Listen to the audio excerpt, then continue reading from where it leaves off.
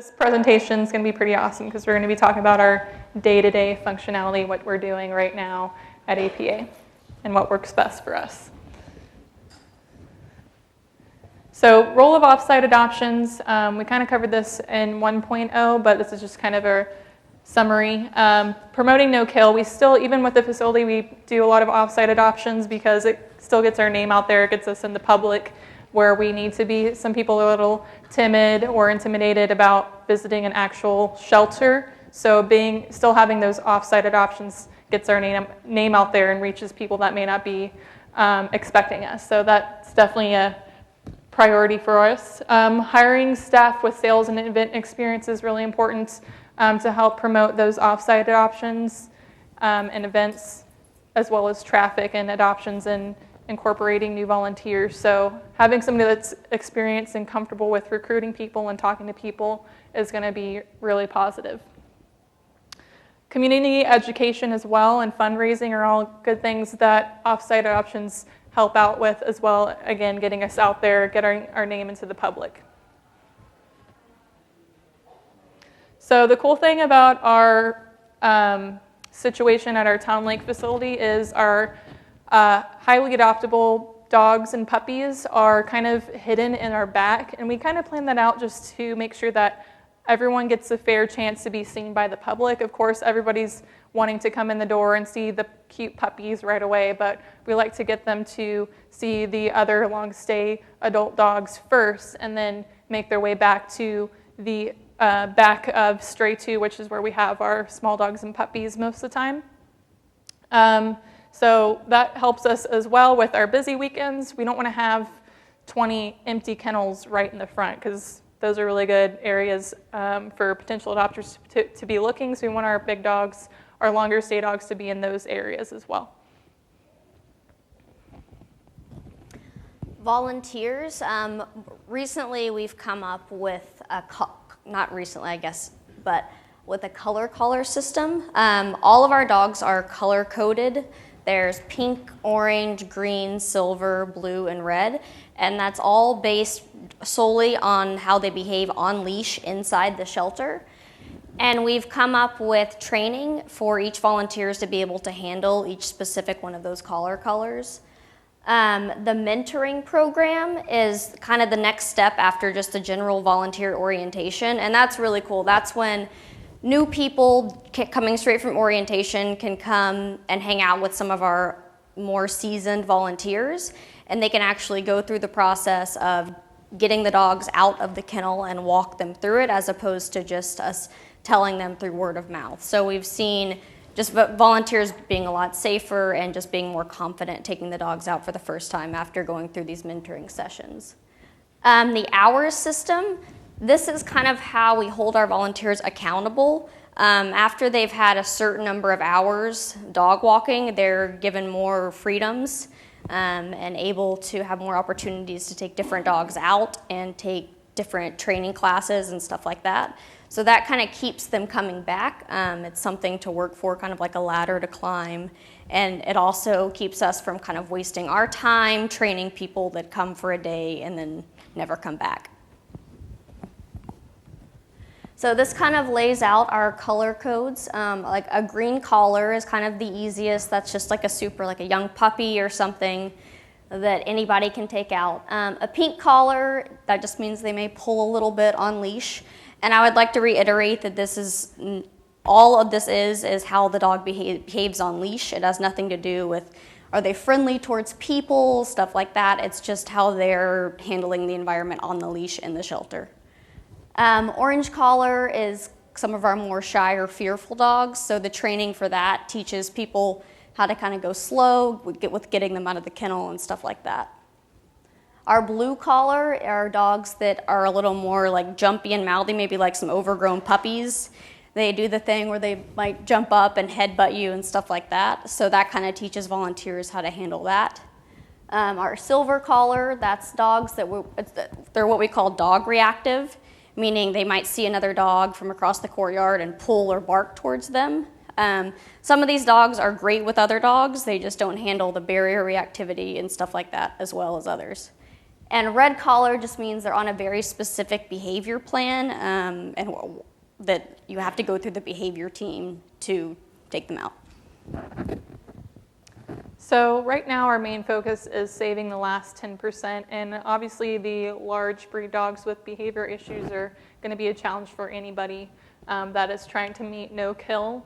So right now we're focusing on more dedicated behavior staff, and we have a core behavior trained volunteer group that we really depend on to work one-on-one with these dogs and get them well trained and work on their socializing and even canine good citizen training, work with them, and hopefully all those skills combined will help those guys get adopted more quickly and show that even though a dog may not show well in a shelter environment and may look aggressive in a kennel, they actually have all these, in the real world, they have these really well laid down skills and self-control in a regular environment.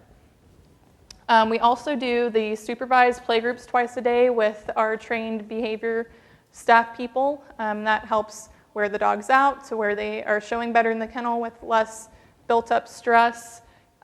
We do also do behavior consultations with each dog that we have labeled as a BC that might just need a little bit of a short conversation with those adopters to talk about that dog and what they're really good at, what stage they're in canine good citizen, if they're going to be a dog park dog, you know, if they're really the type of dog that that adopter is looking for, so they can kind of make sure that they're on the same page with us as we are with that dog. And of course, canine good citizen training helps in all those aspects as well. So this is just our annual intake from the last 4 years, and you can see that our return rate is pretty low in comparison to how many dogs that we get in. So we're continuing to work on that. That's just a day-to-day challenge with working with adopters and making sure they have the resources they need to be a successful adopter and parent of that dog. So all those resources have been really helpful for us and our awesome behavior team as well, making sure that our adopters have what they need from us. So you can see that our adoptions by month, we do a lot of specials, and you can see more of the adoptions happen when holidays are going on. So we try to promote more specials during the holidays. And these are kind of more of our long stay dogs. So we'll do specials like Single and Loving It, things like that. So we're kind of promoting those dogs that end up staying with us longer that aren't good with other dogs, but maybe still super awesome in a regular family with just other people. So those are the dogs that we're continuing to promote and again work on their training and socializing in the shelters, so that way their stay at the shelter is beneficial for them versus negative towards their long-term mental health. And this is location for adoptions. We've had a ton of long stay dogs get adopted in foster homes, probably because we get so many good notes of those dogs in a home environment versus just shelter notes. Those dogs show much better in a home environment, and those are the kinds of things that potential adopters may be looking for. So long stay dogs that we have at our shelter, we try really hard to get them in a foster home, even if it's just for the weekend or a week or even just a sleepover, so we can accumulate those really positive notes to give to those adopters and show them what this dog is like in a real environment. So these are some more adoption interest factors that we've kind of implemented over the past year or two. We have a staff matchmaker now that's super awesome. Her name's Brittany. She was here this weekend. So she's really, really awesome at matching people with what they need and what they're looking for in their lifestyle. So many of them were seen online. We try to make sure they have great pictures, great bio, great video showing off their good skills. Fosters adopted them, that's great too. Matchmakers have matched them. We have a number of staff that it's hard not to fall in love with the dogs that we're working with every day, so they have been adopted from staff. And some more pre-adoption factors. This is kind of how we've accumulated notes in the real world, I like to call. So field trip sleepovers, canine good citizens, RTRs, our rough tail runner program, playgroup, behavior, and heartworm sponsored dogs Though we have volunteers that have paid adoption fees for dogs that are heartworm positive, just to make their adoption a little bit easier and take a little bit more pressure off those potential adopters. So those things kind of help the adopters have a little bit more peace of mind as well. This is an example of 2 of our long stay dogs that were actually adopted out together. Kate and Rhino were at the shelter for a very, very long time. And they were actually both dogs that weren't necessarily fantastic with other dogs, but they really got along with each other. And one day a guy just walked in and he wanted 2 dogs, and we showed him Kate, and he loved Kate. And then we were able to, Kate and Rhino just happened to be 2 dogs that played well together, and we were able to get them both in the same home together within, a week of each other. So another thing that helps keep our return rate a little bit more at bay is our puppy adoption process. We have recently implemented this process, and we don't have numbers for you just yet because it's still very new. But for very green, very brand new adopters, that have never had a dog before or any dog experience before, we will have them hang out with a puppy that's 4 to 6 months to 8 months to try to get them used to what they're going to be actually expecting in the following months versus this tiny, adorable little puppy stuffed animal that's not really acting like a puppy just yet, just sleeping and eating a lot. So that kind of brings them a little bit more to reality of what to expect within the next couple months. So when we're having that conversation and that interaction with them, even if it's just 10 or 15 minutes hanging out with that little bit rowdy puppy, we talk to them about, yes, this 2-month-old puppy seems, calm in the kennel now. You missed her craziness the last 2 hours. You just got here, but this is what it's really going to be like. So you need to be prepared to change your schedule and work around what a puppy really needs. So this is something that, helps us communicate with the adopters. We also talk to them that, yes, puppies are probably our most common return because they change so much within their first year. All of the adult dogs at the shelter were puppies at one point. So we talk to them about what to expect. Yes, puppies get returned because they don't stay little fluffy animals forever. They want to do things, and they need attention and training and exercise and socializing, all these things. And if you don't meet those needs, then that's where you have some problems. So we do review the application. We have a puppy promise addendum that says, hey, you're adopting a very adolescent puppy. It's going to use its mouth to learn and experience new things. You're going to have to train them not to do that, things like that. This puppy will get bigger. Some people, they see a 2-month-old puppy and think, oh, he's not going to get very big. Well, if he is, are you going to be okay with that? Because we can't, guarantee that dog is not going to be large, because most of our puppies that we get in, we can pretty much say they're probably going to be a large breed. Even if they're not, or we're not totally sure if they're going to be large or small, it's better safe than sorry. Dogs don't get returned for being too small. They get returned for being too big, usually in apartments or something like that.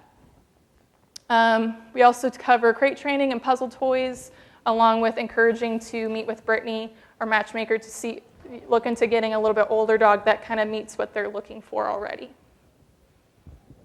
So staff, we do look into hiring staff with strong dog handling experience or volunteers that have gone through our behavior classes, so they kind of know what to expect from the dogs at our shelter and what our programs are about. So hiring volunteers that are really experienced and dedicated with our programs already is a really big step and really helpful to get them in the programs that they're already comfortable with. We also introduce a raise incentive for staff that have attended the dog handling classes, so that also is great for them to better their skills, and they also get paid for completing those classes as well. TLAC Structure and Walk priorities. One of the things that makes APA really unique is that we have staff that is paid to take out our dogs twice a day, and it's mandatory.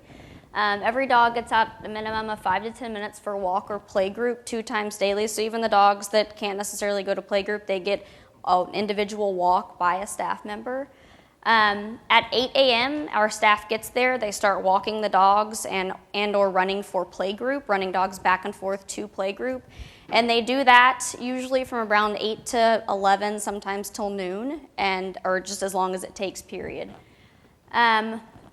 Approximately 40 to 50 dogs per person. We have 4 staff members that are paid to walk dogs every day, so they do AM walks and PM walks. That's about 8 hours a day, just dog walking, and then in the middle, that's adoptions and all of that stuff. So that is a huge part of their job. So that's 3 days a week as well. Yeah, we did kind of clock it with one of those things that Fitbit or something, and it's roughly 10 miles for a counselor each day. So no gym membership needed. Yeah. This is a picture of one of our walk boards.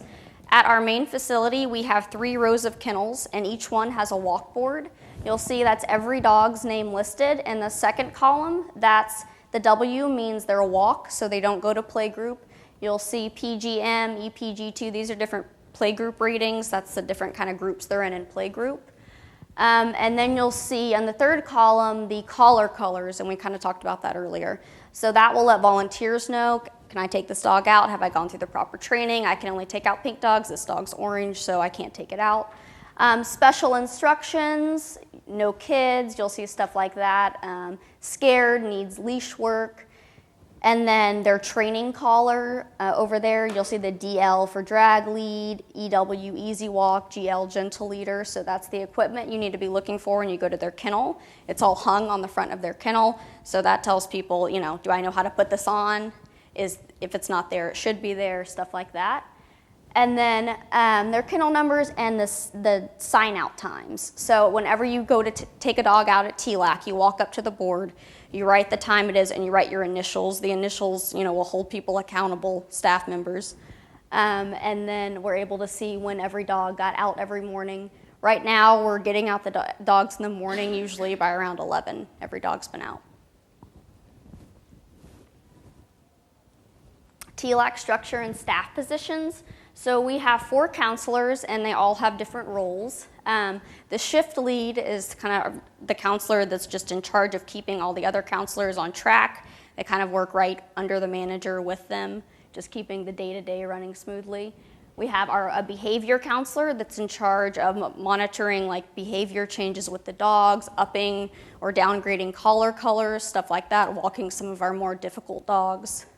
The medical counselor is in charge of passing out daily medication, administering flea and heartworm prevention as needed, filling out medical sheets for medical needs, stuff like that. And then the customer service counselor is exactly what it sounds like. That's the first person you go to for adoptions, and that's the person that's going to be out in the courtyard asking people, do you need help with this? Do you need help with that? Very oftentimes on a busy day, all 4 of these roles are doing customer service as well as a manager and a matchmaker. So we just kind of do what's needed, but we all have these roles just to kind of lay out the needs for the day. And then the matchmaker. Day in the life of an adoption counselor. We do 3-hour work weeks for our counselors, 13 to 14-hour hour shifts. 8 a.m. walk dogs, morning play group, that's the staff focus. At 11:30, that's when we open to the public. So by that time, hopefully all the dogs have been out, sometimes not always, sometimes we're juggling doing adoptions and still getting the last few dogs out. But by that time, hopefully the dogs have been out, they've been fed, they're kind of more chill, they've all gotten to go to the bathroom, and they show better to the public. And then between about 11:30 and 4, that's just purely adoptions, customer service, stuff like that, passing out meds. 4 p.m., we start it all over again. Evening play group starts, and we start taking the dogs all out for their second outing. So keep in mind that these are the dogs get out 2 times, that's mandatory, but they're getting out usually several more times a day with volunteers too. So 4 p.m. evening play group, and that starts. We're still doing adoptions this whole time too. We don't close to the public till 7, so it's just a balance.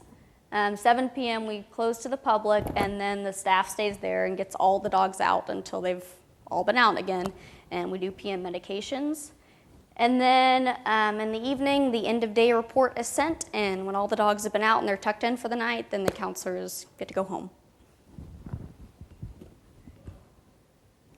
So the cleaning crew functions, in the mornings when all the dogs are getting out for walks, they're getting in there, cleaning the dog kennels, spraying them down, and then we also have a kennel tech that goes in and does the feeding as well. So we kind of do this juggling of, closing the guillotines on one side, moving the dog to the other, and then feeding all at the same time, as well as morning playgroup and walking. So it's just a big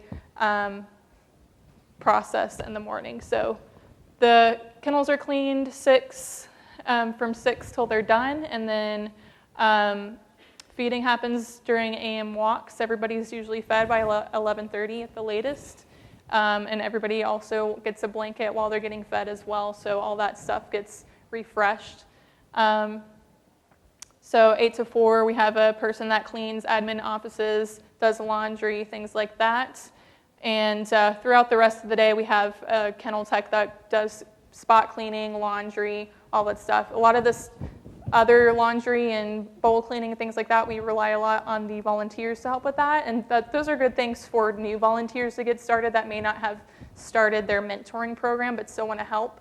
So those are the kind of things that we have them help with, such as laundry and some of the easier things. We've also created a checklist for that for volunteers that come in and are looking for stuff to do, but they haven't gone through the proper classes to train dogs. So they walk in and we can give them this thing saying, because we can confidently say that we always need some bowls to be cleaned. We always need some laundry to be passed out. So it's something to just hand to a volunteer that's been here before and knows where stuff is, so they can do that more independently. TLAC structure, end of day report. So the EOD, we send one out for our main location, our offsite locations, and our Tarrytown location every day. And that's really awesome because it gets everybody on the same page. You list adoptions there, you list significant behavior concerns, significant medical concerns. And even if I wasn't at Tarrytown that day, I was at TLAC, I'm able to see any significant things that happened. So that for the next day, I know what's going on. Even on your day off, you can come in and not just be out of the loop. We have so many dogs coming and going, and things are constantly changing. So this kind of gives a chance for everybody to be on the same page. Staff checklist. We have a checklist for each of our roles: behavior counselor, lead counselor, medical counselor. So this just gives them kind of a layout of, this is what I'm supposed to be doing today. Have I done this? Have I done this? Have I done this? And they check it off. At the end of the day, it's signed off by our lead counselor. And this kind of holds them accountable. And it also, if there's like a lull in the day, they can reference this, and they're not looking to us for, what do I do now? Stuff like that. So we'll also definitely use these when we have a lot of new people on staff, so they always have something to reference. So if there's not somebody that they can ask immediately, hey, what am I supposed to be doing right now? We can say, hey, here's your checklist, reference this throughout the day, and I'll check in with you a couple times today, and you can let me know if you have any other questions about stuff. Yeah, 4 counselors to 260 kennels, there's always something to do. So, potential adopters come to the shelter. First priority is safety. When people walk in the door, first thing we say to them when they walk in the door is, you're welcome to look around. Let us know if you want to take anybody out, but a staff member needs to be with you, and please no fingers in the kennels. Every dog has a sign on their kennel, just as an extra reminder, saying, ask a counselor if you would like to get me out, or we have a few dogs that are just super, super, super easy and able to be taken out by members of the public, and they would have a sign that says, let's go for a walk. If we're worried about a dog that maybe has some more rowdy behavior, issues like that, getting accidentally taken out by a member of the public, we will put a kennel lock on them. So when potential adopters visit the shelter, these are some ways we keep track of personal notes for each dog. We have everything in our database system. PetPoint is what we use. We also have significant notes on the walkboard, but again, there's only so much space we can have there, so we try to put the most significant, like no kids, no cats, easy walk, things like that. So anyone taking them out can know their basic needs. We also have kennel cards. We have some awesome kennel cards that we're making right now that has a track or a level system, a number system, the same system that's on our website right now. So adopters can go on our website, type in what specifically they're looking for, and then there's like a number grade system that matches up with what they're looking for. So we have some kennel cards that we're printing that match all that. So we're trying to make that very consolidated so it's easier for adopters to come in and know exactly what they are looking for. Just as an example, like it's 1 through 5. A 5 with dogs, they're great with dogs. A 1 with kids, they're not so good with kids. And then anywhere in the middle. And we also use a lot of walkie-talkies just to communicate with each other immediately. But if we need to have like a private conversation, we aren't there with, we aren't close to that person, we'll text them if they're concerned about somebody. They'll text us or say, hey, can you meet me at the courtyard place? And we'll go over there and we'll chat with them about some concerns they might have. So we try to keep the walkie-talkie system very limited to what kind of traffic is on there. So matchmaking, we do have a staff matchmaker too now, and that makes things way more streamlined. So they are kind of really core customer service, while the other counselors can focus on walks and the dogs and every medical needs, things like that. So when the matchmakers are busy, then the counselors step in and start helping with more customer service, but everybody's required to say hi to somebody within 10 feet that they're passing that are potential adopters or volunteers. We tell them to make sure you greet everybody, staff or volunteer, or potential adopter, just to make sure that everybody's acknowledged and feels welcome coming to our facility. We also have matchmaking volunteers, so some volunteers that really have a niche for wanting to make that match with potential adopters. They shadow our matchmaking staff for a day or two and kind of learn what the right questions are to ask and how to ask them appropriately. We talked about the rating system on the website. We also have a really awesome program called Dog Diaries that a volunteer made for us. That's a web link where we keep all the volunteer dog notes on that system. So that's been really helpful in keeping all these really important notes documented. And of course, marketing the dogs. We're always trying to market our long stay dogs as much as possible because they are there so long. We know so much more about them as well. So we have all these good notes. They're just there for a long time. Why not try to like a foster to adopt situation with a dog that's been there, 6 months for no really specific reason other than just a lot of time. Adoption process. Obviously, the first step is we want you to meet the dog. We will have you spend at least 30 minutes with the dog with a counselor. In that time, we'll answer any questions and with info that we know about them. Then we'll have them fill out an application.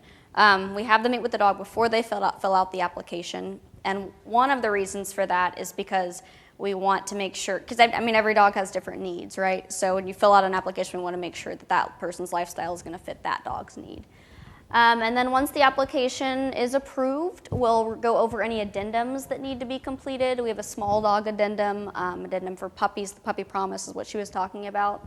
And then we'll do a behavior consult or a medical consult if that's needed. I really like that. It kind of gives an opportunity for the experts to talk about stuff because we're not expected to be vet techs or a member of the behavior team. So we have the experts talk about behavior stuff. We have the vets talk about the medical stuff, so that there's no confusion. We're not giving misinformation. The counselors aren't. The adopter reads and signs everything. APA is really good about recording everything. Every volunteer outing, every sleepover, it is all in their files. You will look through some of these long stay dogs files and it's like 36 pages long. And that seems excessive, but we really, really, really, really want to give them all the information we have. So we have them read every single page of that. We have them initial every single page of that, saying that they've read it and they understand it. We're available for any questions while they read it. And then once they've signed all those addendums and signed all the notes, then we continue with the adoption process, which is just basically paperwork and reviewing the basic take-home packet, going over basic dog care stuff, and answering any questions they might have. So we do have a lot of awesome adoption specials and a really great marketing team. So if we want to market a specific group of dogs we have a special coming up for some of our dogs that have suffered from happy tail. Instead of single and loving it, we're doing nubby and loving it. Nubby and nubbing it. Do you guys know what happy tail is? Okay. So happy tail is something that goes around pretty quickly at our shelter because our kennels are so narrow. We have a lot of big dogs, so they're hitting their tail on the kennel so much it makes their tail really raw, and eventually it can get infected. So some of those tails might be docked. So we have Nubby and Loving It special coming up. Yeah, we're still looking for a solution for that. It's an epidemic. We do have some happy tail pens set up in the courtyard just to give them more space, but there's not enough space for everybody, and some of the dogs don't do that great in those pens. But in general, we have a process set up for that. Boutique adoptions. Tarrytown is our kind of second location. It's like 5 minutes from our bigger facility. It's where we house the small dogs and young puppies. It's kind of group housing. There are 4 runs, so there'll be like 7 to 8 Chihuahuas in a run, and they're very large. And people will come there that are specifically looking for small dogs and puppies. And this gives those little dogs a place to kind of hang out with each other and be in a pack and stuff like that. It's a little quieter and calmer for TLAC, so we try to send some of our more scared dogs there too. It's very customer service based there, so we made sure that our Tarrytown manager and all the staff that works there excel in customer service. It is kind of modeled after offsites, and by that I mean it's just kind of our small dogs and puppies and kind of like more cutesy, highly adoptable dogs. Group cattery type living, I think I mentioned that. They're all kind of hanging out and they're together, and it's definitely not a shelter atmosphere. It's these big turf yards they can run around in and have playtime. It's much more peaceful than the main shelter. So some ways we communicate inside our systems just from other staff and other programs inside APA. We have a kennel list for each location. We track large groups for events using Google Docs that certain people can edit. So that definitely helps. We use Google Drive for like everything. Crazy. Yeah. We have a spay and neuter form that's also a Google Drive. We use the same thing for staff scheduling, daily dog lists. The only thing we don't really have a Google Drive for is the website, but that's a pretty easy format to update everything in. And EODs are also live documents that we give the counselors access to edit throughout the day. So anyone, like if I'm at home ready to do the dog list for the next day, I can just pop on to the TLAC EOD and see them typing in the notes from that day, so I can kind of get a little bit of head start of the dog list for the following day. Yeah, so it's definitely very helpful. The shared documents are key. Like for example, our boss can be off a day and she can see the kennel list and see that we have empty kennels, and she can put a dog's name in there so that Lexi and I don't move dogs around and put them in those kennels. So it gives everybody can kind of see what's going on even if they're not physically at the shelter. And here's some screenshots of a couple of those things. So these 2 are the kennel lists, the different kinds of kennel lists. Tarrytown only has 4 runs, and we only have about 1 dog in the lobby at a time.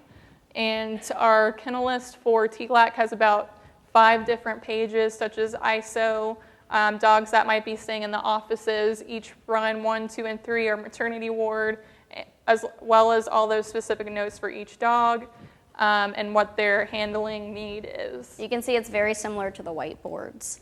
But like you see, like that yellow highlight, that's a dog, for example, that is coming in, that is, it says intake pending. So we know even if we didn't put it on there, there are going to be dogs there. Don't move a dog there. Don't do anything like that. We're all on the same page. So communication, again, we use Walkie talkies, talking to staff. We might text each other if it's an emergency. Managers, we're always checking our email and the live Google Drives, making sure everybody's functioning and using everything that they need to. So all these different kinds of things all together is really what makes APA function. It's like the blood of APA. We couldn't function without Google Drive and our live docs, so it makes everything a lot more streamlined. And we primarily pull from Austin Animal Center. And so it says the city sends us reports throughout the day to see which dogs are available for us to pull. So we're constantly checking that to see who needs to be saved, who needs space, stuff like that. So as soon as we have a kennel empty, we delete that dog's information, highlight it, so that way our operations manager can go in and plug in those dogs that might be at risk that day. So it's very immediate and very quick. The EOD report becomes the next day's manager's checklist. So we kind of went over the EOD report already. You can see where you can list adoptions there, and then below it there's a behavior section and a medical section. So every day Lexi or I will read the EODs from all 3 locations, enter any behavior and medical notes into the dog's file, and then if there's something that needs to be addressed or followed up on, those kind of act as our checklist. We'll write it down. And, so-and-so, like this site needs supplies, this site has a question about something, this dog's file is messed up and needs to be fixed, stuff like that. So it really does become our checklist for the next day. So now we will be taking questions. Does anyone have any questions?